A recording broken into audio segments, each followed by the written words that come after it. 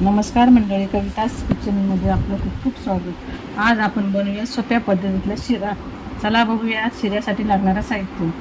आता कढईमध्ये आपण तूप घालून घेतलेलं आहे, अर्धा वाटी. त्याच्यामध्ये आपण रवा घालून घेतलेला आहे. रवा व्यवस्थित असा परतवून घ्या. 5 मिनिटं तरी असं व्यवस्थित घ्या परतवून. रव्याला असा गोल्डन कलर आला पाहिजे. रवा आपला भाजून झालेला आहे. आपण काढून घेऊ. आता त्याच्यामध्ये तूप घालून घेऊ. त्याच्यामध्ये थोडंसं ड्रायफ्रूट घालून घेऊ.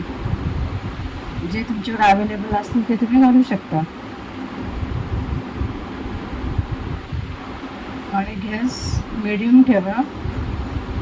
ड्रायफ्रूट आपले भाजून झालेले आहेत. आता आपण ते काढून घेऊ.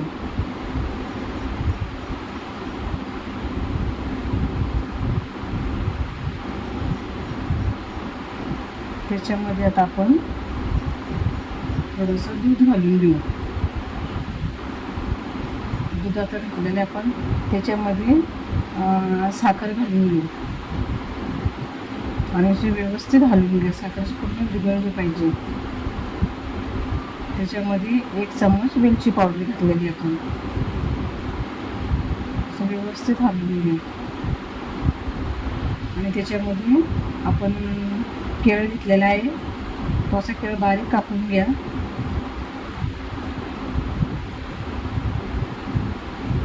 दुधाला उकळी आली का मग त्याच्यामध्ये आपण रवा घालून घेऊ. दुधाला अशी व्यवस्थित उकळी येऊन देऊ.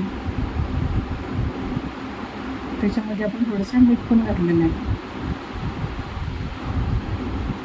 व्यवस्थित घालून घ्या.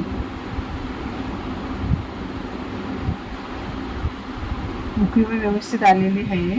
आता त्याच्यामध्ये आपण रवा घालून घेऊ. छानपैकी असं हलवून घ्या आणि त्याच्यामध्ये ड्रायफ्रूट टाका. असं व्यवस्थित हलवा. आणि नंतर 1 मिनिट त्याच्यावर आपण झाकण ठेवू.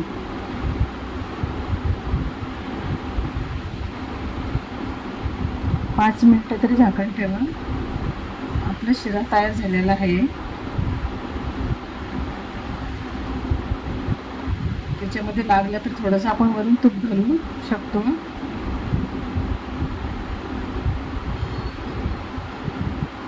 शिरा आपला तयार झालेला आहे.